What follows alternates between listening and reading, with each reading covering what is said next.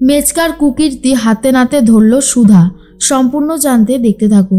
গল্পে শুরুতেই দেখা যায় ঠাম্মিকে তো পুলিশ অ্যারেস্ট করে নিয়ে যাচ্ছে, কারণ ঠাম্মির কোম্পানির ভেজাল বিস্কুট খেয়ে বেশিরভাগ বাচ্চাই অসুস্থ হয়ে পড়েছে। এরপর ঠাম্মিকে পুলিশ অ্যারেস্ট করে নিয়ে যাবে। ঠিক তখনই তেজ বলে, দাঁড়ান অফিসার, ঠাম্মিকে নিয়ে যাবেন না, ঠাম্মির বয়স হয়েছে, আর এই কোম্পানির সমস্ত কিছুতে দায়িত্বে রয়েছে আমি, তেজ বসু মল্লিক। আপনি এক কাজ করুন, আপনি আমাকে অ্যারেস্ট করুন।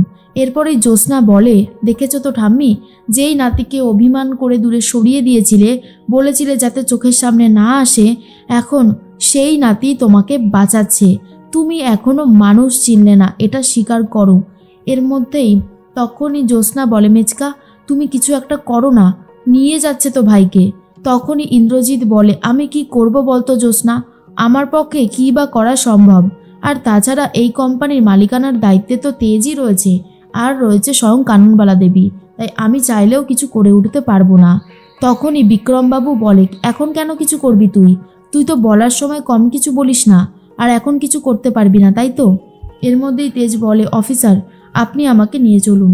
অন্যদিকে সার্থক বলে, এবারে আর একটা খেল শুরু হবে। তাড়াতাড়ি করে হেডফোনে তুহিনাকে বলে দেয়, নাও পরবর্তী অ্যাকশন শুরু করে দাও। এরপর তুহিনা কিছু গুন্ডাকে ভাড়া করিয়ে নিয়ে আসে, আর গুন্ডাগুলো এরপর সার্থকের বলা কথাগুলো উগড়ে দিতে থাকে আর বলে, এই কোম্পানি ভেঙে দেব, গুড়িয়ে দেব।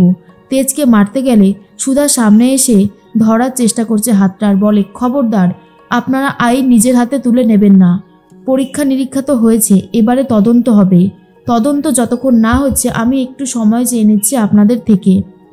ভাবুন তো, যেই তেজ বেকারির বিস্কুট খেয়ে আপনারা ছোট থেকে বড় হয়েছেন, যাদের এত বড় বিজনেস, তারা নিজেরা কখনো এই বিজনেসের ক্ষতি করতে চাইবে? এখানে অন্য কেউ আছে, আর যে অপরাধী আমিও তাকে ঠিক ধরে নিয়ে আসবো। দয়া করে আমাকে 48টা ঘন্টার সময় দিন। এর মধ্যেই অনেকেই তখন আর কিছু বলতে পারে না। তুহিনা বলে, কি ব্যাপার বলো তো সার্থক, এই ভীতু সুধার মধ্যে এত জেদ, এত সাহসিকতা কোথা থেকে আসলো? সার্থক বলে, সেটাই তো ভাবছি তুহিনা, তবে এসব দুদিনের খেল, ওকে জব্দ করতে আমার 2 সেকেন্ডও সময় লাগবে না। তুহিনা বলে, না সময় লাগবে, কারণ যেভাবে ও বদলেছে, ওকে জব্দ করাটা এতটাও আর ইজি ব্যাপার না, সেটা আমি খুব ভালোভাবে বুঝে গেছি। এর মধ্যেই তেজকে নিয়ে যাওয়া হলে সুধা গাড়িতে চলে যায় আর বলে, মিস্টার বসু মল্লিক, আপনি চিন্তা করবেন না, আমি আপনাকে ঠিক ছাড়াবই। তেজ তখন বলে, সুধা আমি আমাকে নিয়ে ভাবছি না, আপনি এই তেজ বসু মল্লিকের কথা ছাড়ুন, ঠাম্মির কথা ভাবুন, আর এই পরিবারের কথাটা ভাবুন, আর বিশেষ করে আসল অপরাধীর কথা। আপনাকে পারতেই হবে সুধা। সুধা বলে, আমি ঠিক আসল অপরাধীকে ধরে নিয়ে আসবো সামনে, আপনি শুধু আমার ওপর ভরসাটা রাখুন। এরপর তেজকে পুলিশের ভ্যানে তুলে নিয়ে যাওয়া হয়, আর সুধা পেছনে দৌড়াতে থাকলে মুখ থুবড়ে রাস্তাতেই পড়ে যায়। অন্যদিকে দেখা যায় তেজের মায়ের কাছে খবরটা পৌঁছে গেছে যে ঠাম্মিকে বাঁচাতে তেজ নিজেই জেলে চলে গেছে। আর এটা জানার পরে তেজের মায়ের অবস্থাও খুব খারাপ হয়ে যায়, আর ভাবে, আমার ছেলেটা মায়ের জন্য কত ভাবে, আর মা আমার ছেলেটাকেই ভুল বুঝেছিল, আশা করি মায়ের এবারে শিক্ষা হবে। এর মধ্যেই সুধা ভাবে, চোখের জল ফেলার সময় এটা না, এখানে লড়াই করতেই হবে। তার মধ্যেই কেশবলাল কথা বলতে থাকে ইন্দ্রজিতের সাথে। ইন্দ্রজিৎকে বলে, আমি কলকাতায় চলে এসেছি, আপনার সাথে দেখা করতে চাই। এরপরে ইন্দ্রজিৎ বলে, সর্বনাশ, আপনি কলকাতাতে চলেও এলেন? এরপর অনিমেষ বলে, বাবা তুমি এখন কেশবলালকে কিছু জানিও না, ওনার কাছ থেকে আগে টাকাটা নিয়ে নাও, তারপর আমরা এখান থেকে পগার পার হয়ে যাব। ইন্দ্রজিৎ তখন বলে, ঠিকই বলেছিস। ইন্দ্রজিৎ বলে, শুনুন কেশবলাল, আপনার ডানকুনিতে একটা গোডাউন আছে না পুরনো, ওখানে চলুন, ওখানেই আপনার সাথে দেখা করব, আর টাকাটাও ওখান থেকেই নেব, কেমন? এর মধ্যেই কেশবলাল বলে, ঠিক আছে, আমি সেখানেই যাচ্ছি। সার্থক আর তুহিনা লুকিয়ে লুকিয়ে সব কথা শুনে নেয়। অনিমেষ আর ইন্দ্রজিৎও যে এই সব কিছুর সাথে জড়িত আছে বুঝতে পেরে যায়। সার্থক বলে, সর্ষের মধ্যেই যে ভূত আছে সেটাই তো বুঝতে পারিনি। বসু মল্লিক পরিবারের ভেতরেই তো রয়েছে শত্রু, আমার মতন বাইরের শত্রু দিয়ে আর কী হবে? ভেতরের শত্রু আর বাইরের শত্রু যখন এক হবে, তখনই হবে আসল পাওয়ার। এর মধ্যেই তুহিনা বলে, আচ্ছা সার্থক, তুমি তো দেখছি সুধার প্রতি বদলা নেওয়ার থেকেও বেশি তেজের প্রতি বদলা নিতে চাইছো, কেন বলো তো? সার্থক বলে, জানো তো তুহিনা, আমার দাদা তেজ বসু মল্লিক মাত্র আমার থেকে 6 মাসের বড়, কিন্তু ও সব কিছুতে এত বেশি দায়িত্ব পালন করে ফেলেছে যে ঠাম্মি ওকে সমস্ত কিছু লিখে দিয়েছে। আর আমাকে বঞ্চিত করেছে।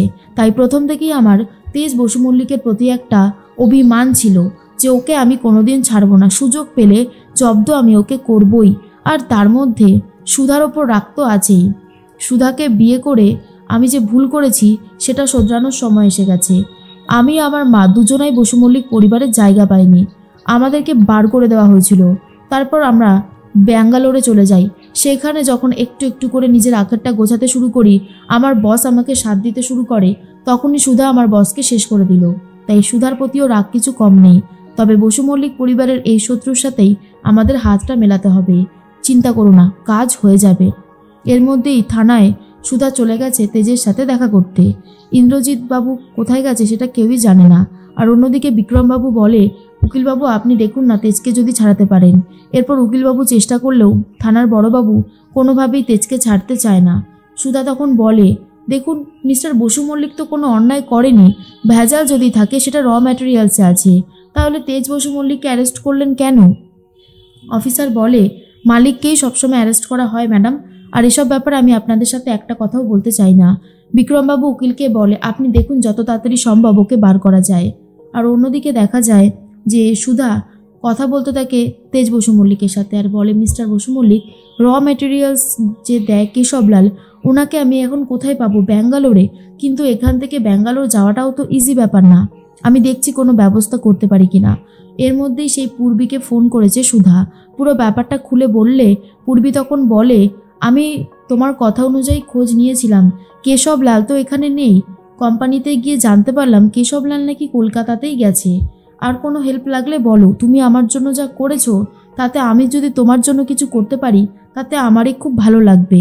সুধা বলে, আপাতত এটুকুর জন্য ধন্যবাদ, পরবর্তী সময় যদি কোনো ইনফরমেশন লাগে তোমাদেরকেই বলবো। পূর্বী বলে, আচ্ছা। এর মধ্যেই তেজের সাথে কথা বলে সুধা বলে, জানেন মিস্টার বসু মল্লিক কেশবলাল কলকাতাতেই এসেছে। তখনই তেজ বলে, কি বলছেন কি সুধা? কেশবলাল কলকাতাতেই এসেছে? তবে আমি নিশ্চিত ওর সাথে আমাদের কোম্পানির ভেতরকার কেউ জুড়ে আছে, তাই জন্যই এটা সম্ভব, না হলে কোনোভাবেই সম্ভব নয়।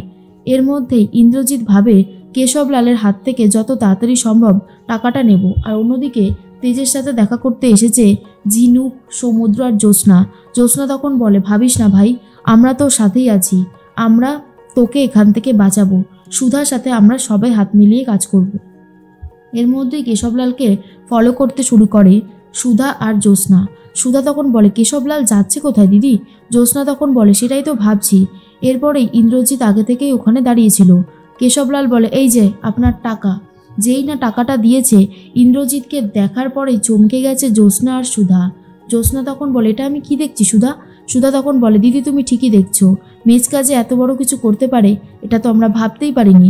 মেজকার কুকীর্তি সবার সামনেই এরপর চলে এসেছে।